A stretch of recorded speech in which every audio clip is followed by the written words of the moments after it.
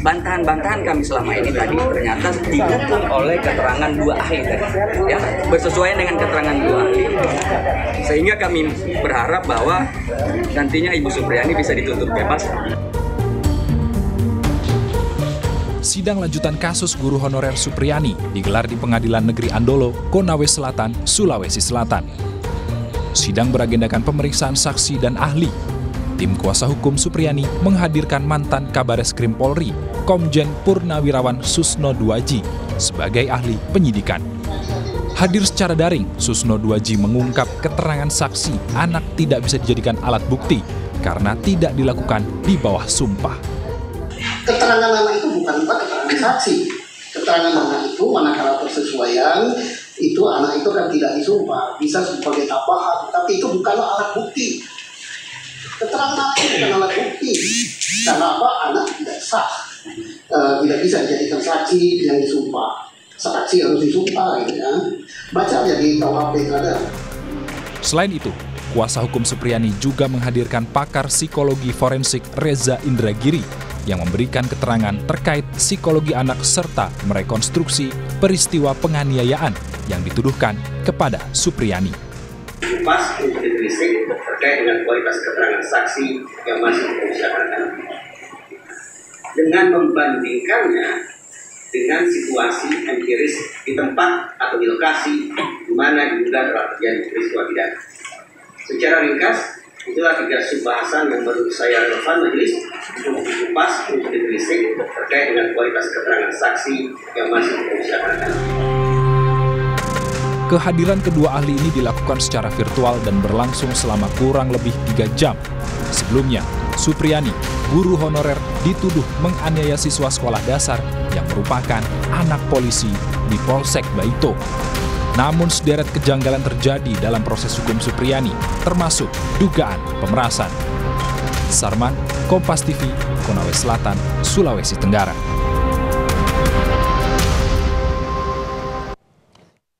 Dan saudara, terkait kasus ini kita perbincangkan. Untuk membahas terkait dengan kasus ini saudara, kita perbincangkan dengan pakar psikolog forensik Mas Reza Indragiri yang telah bergabung bersama kami di Kompas Malam. Selamat malam Mas Reza. Selamat malam, Assalamualaikum. Waalaikumsalam. Mas Reza, ini Anda juga hadir sebagai ahli dalam kasus ini ya. Yang Anda soroti adalah terkait dengan saksi anak yang dihadirkan dalam sidang guru Supriyani ini. Anda menyebut bahwa keterangan dari anak itu tidak bisa terpengaruh karena keinginan keinginan penanya. Ini maksudnya seperti apa? Anak dari sudut pandang psikologi forensik merupakan salah satu kelompok individu yang memiliki suggestibility tinggi. Ya, dalam bahasa yang lebih mudah dipahami, anak-anak diketahui sebagai kelompok individu yang rentan untuk menerima pengaruh dari pihak eksternal, baik itu berupa intimidasi, iming-iming, maupun deception atau tipu muslihat.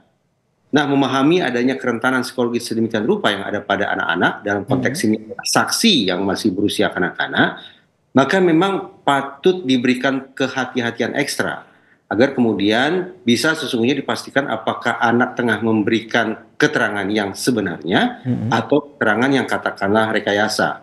Apakah anak memberikan keterangan semata-mata berdasarkan pengalamannya langsung menyaksikan suatu peristiwa pidana, ataukah keterangan yang disampaikan oleh anak sesungguhnya merupakan informasi yang disampaikan oleh pihak tertentu kepada anak untuk kemudian diteruskan oleh anak tersebut kepada pihak penyidik.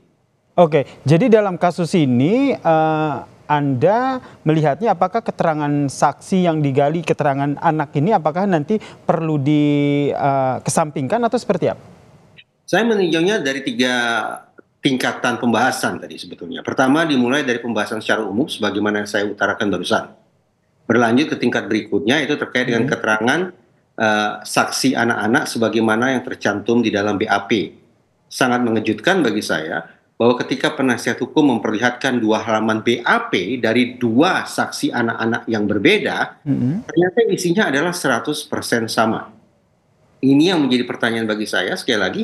Apakah BAP ini disusun berdasarkan episodic memory, yaitu berdasarkan pengalaman langsung anak-anak itu mengindra menyaksikan peristiwa pidana, ataukah lebih sebagai sebuah BAP yang disusun berdasarkan semantik memori, yaitu informasi yang diajarkan, dimasukkan, diberikan kepada anak untuk kemudian anak sampaikan kepada pihak penyidik.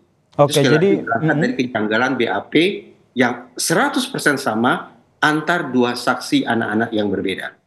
karena ada kesamaan ini sehingga Anda menyebut bahwa keterangan anak ini bisa terpengaruh dari kemauan penanya. Untuk mengantisipasi ini agar kasus ini bisa terang benderang, apa yang harus digali? Sebagaimana pada kasus Cirebon, saya menyimpulkan bahwa proses penegakan hukum yang terlalu mengandalkan pada keterangan, termasuk keterangan saksi, berpotensi besar untuk mengalami bias, untuk menjadi error, sehingga bisa saja berujung pada vonis yang keliru.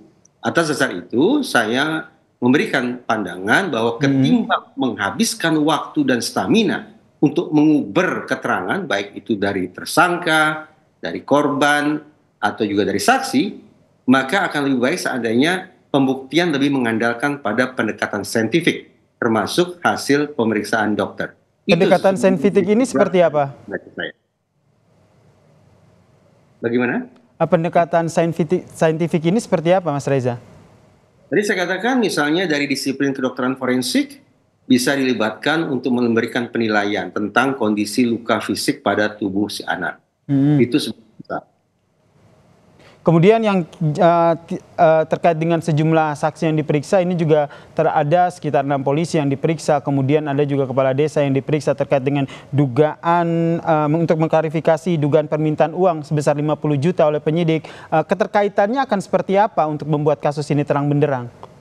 Di persidangan sama sekali tidak dibahas hal ihwal adanya entah itu permintaan atau syarat sebesar sekian puluh juta rupiah bagi perdamaian antar pihak. Sama sekali tidak dibahas sehingga saya tidak memiliki perspektif tentang hal itu.